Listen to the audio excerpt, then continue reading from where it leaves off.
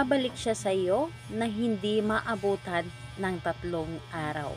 Hello mga guys, kumusta kayo? Panibagong araw, panibagong video na naman tayo. And sa araw na ito, isa na ng video ang aking ituturo sa inyo na simpleng gabay o simpleng mamamaraan na makakatulong sa atin. At bago ang lahat, gusto ko lang mag-disclaimer sa mga taong hindi naniniwala at hindi gusto ang mga kagaya nitong video. Please skip this video at maghanap kayo ng videos na gustong gusto nyo dahil ang video na ito ay para lamang ito sa mga taong naniniwala and gusto mag-try. Sa lahat po ng mga nagko-comment dito sa aking video, dito sa loob ng aking channel, mag-ingat sa lahat ng mga nagre-reply sa inyo na dinadala kayo sa kanang WhatsApp and Imo app upang makaiwas po tayo sa scam. Ngayon po, ituturo ko sa inyo paano nga ba babalik ang taong nang iwan sa inyo. Iniwan ka ba na hindi mo alam kung ano ang dahilan? Kasi kadalasan ngayon, hindi mo alam na meron ka nang nagawa or hindi mo alam kung ano yung ginawa mo, bakit ka biglang iniwan, bakit ka biglang ipinagpalit, o bakit bigla siyang nagalit. So ito ang mga pamamaraan paano siya pabalikin sa atin na hindi lang siya babalik, kundi magmamakaawa ito sa inyo, natanggapin mo muli at magsisisi ito sa iyong or sa kanyang ginawa. And ayun po, talagang sa pagbalik niya ay sobra ka pa niyang mamahalin. Yung tipong kung gaano kanya kamahal bago kanya iniwan, doblihin pa niya ang kanyang pagmamahal sa iyo ngayon, na talagang gagawin niya ang lahat para hindi ka na niya iiwan o gagawin niya ang lahat para lang makabawi sa kanyang ginawa sa iyo. So ito po ay kailangan natin ng ating gagamitin. Kailangan mo lamang dito maghanda ng isang maliit na pirasong papel.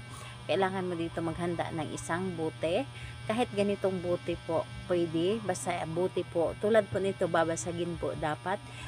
Pwede naman kahit hindi hindi clear tulad nito. And kailangan din natin dito ng asin at kailangan din natin dito ng vinegar. So yun lamang ang dapat nating ihanda. And kapag handa na yung akin na ibanggit na ating gagamitin, ang isunod mo ay i-ready ang inyong sarili. Sa lagi ko pong sinasabi na kapag gagawa tayo ng isang ritual, dapat po ay buo ang ating loob sa paggawa nito, tiwala at paniniwala dapat.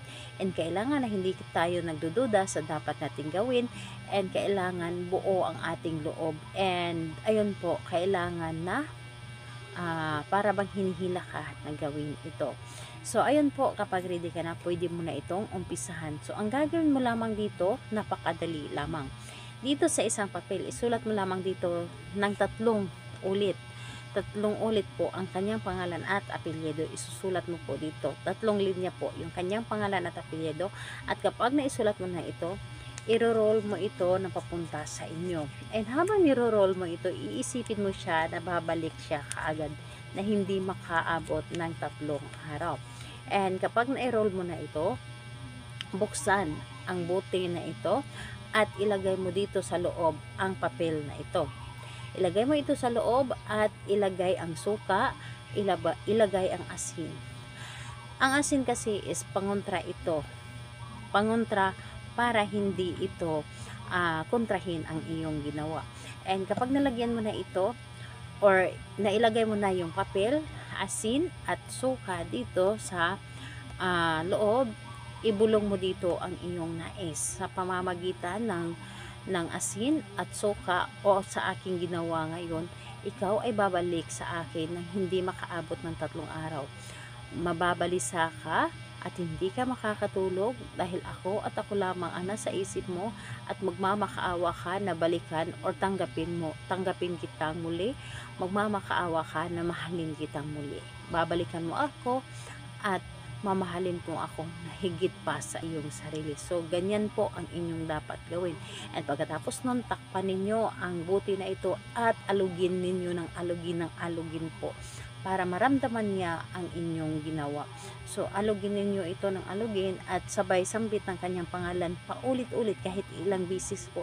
Alog at pangalan niya at apelyido, pangalan, apelyido. Tawagin ninyo palagi. Babalik ka sa akin, babalik ka sa akin. So ganyan po ang inyong dapat gawin.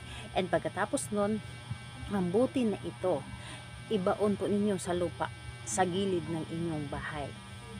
So ibaon po ninyo para yung isip niya ay hindi mawala sa inyo at talagang babalik at babalik siya sa iyo. Yung talagang para bang hinihila yung paa niya na pupunta sa inyo upang makipagbalikan. So, ayun po, medyo istrikto ito, gawin lamang ito sa araw ng Tuesday and Friday. Kahit anong oras naman pwede, pwedeng sa umaga, pwedeng sa tanghali, pwedeng sa gabi, basta araw ng Tuesday and Friday. So, ayun po, salamat po sa inyo. Bye bye everyone. God bless us all.